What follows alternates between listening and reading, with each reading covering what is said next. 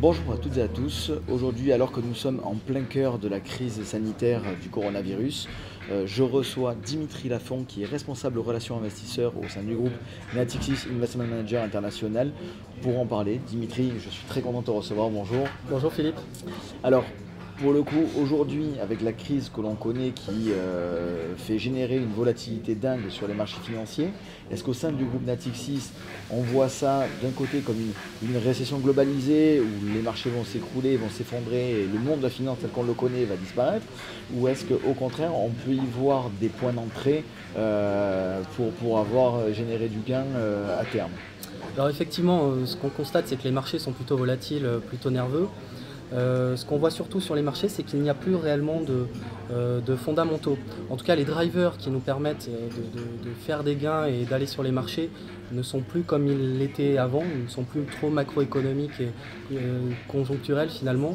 On est plutôt sur des marchés qui réagissent à du bruit, à des faits, qui auraient pu prévoir effectivement que la Fed baisse ses taux, qu'est-ce qui aurait pu prévoir qu'il y ait une crise sanitaire comme le coronavirus. Voire même effectivement que l'Arabie Saoudite augmente sa production tout en baissant ses prix de vente au niveau du pétrole.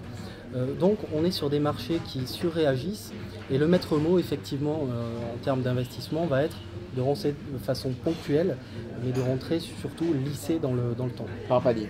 Par palier, c'est exactement ça. Plus ça baisse, plus on rentre, plus ça monte et plus on vend ses positions. C'est exactement ça. Ce D'accord. qu'on constate aussi, c'est qu'il n'y a plus trop de corrélation entre les actions et les obligations, entre les classes d'actifs.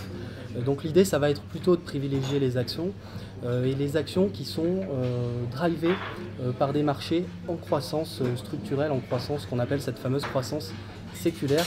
Donc bien identifier effectivement les gagnants de demain, bien acheter les sociétés qui vont être capables de construire le monde dans lequel nous allons vivre.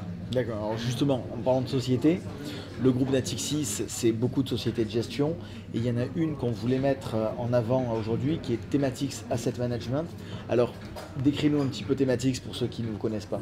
Alors effectivement, Thematics Asset Management, c'est aujourd'hui le spécialiste de la gestion thématique, le pure player en termes de gestion thématique. La thématique, rappel, donc la thématique, par exemple, si on prend comme exemple l'eau, la thématique de l'eau, l'univers de l'eau, on ne va pas acheter de l'eau en tant que ressource.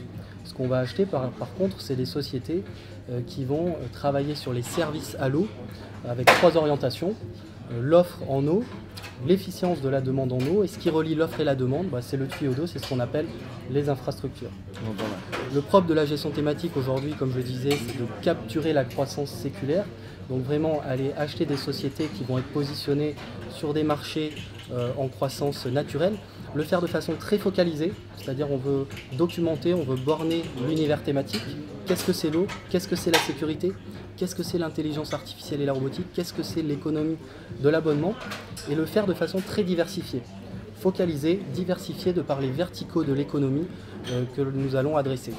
Toujours en respectant un screen, un filtre dont on parle beaucoup aujourd'hui, c'est l'ESG, c'est l'environnement, le social et la gouvernance. D'accord. Et donc, au sein de Thematics Asset Management, vous avez plusieurs fonds avec plusieurs thématiques, mais vous avez fait donc un condensé de tout ça, le best-of, j'ai envie de dire, qui s'appelle Thematics Meta. Donc Thematics Meta, tout à fait. Thematics Meta offre la possibilité à l'investisseur, au travers d'un seul fonds, d'une seule solution, d'embarquer un quart d'eau, un quart de sécurité, un quart d'intelligence artificielle et robotique et un quart d'économie de l'abonnement, ce qui lui permet d'être très résilient dans le temps et d'embarquer finalement 4 thématiques de croissance long terme. Ce n'est pas un fonds de fonds, donc il n'y a pas de frais, c'est vraiment ce qu'on appelle une stratégie par pooling. On va racheter les valeurs que l'on a dans les 4 autres thématiques, donc ça répond très bien notamment à un investissement que l'on va pouvoir lisser, dont on va pouvoir se servir effectivement en palier dans le temps. Bah écoute Dimitri, je te remercie infiniment pour ton intervention et je te dis à très bientôt. Merci à toi Philippe.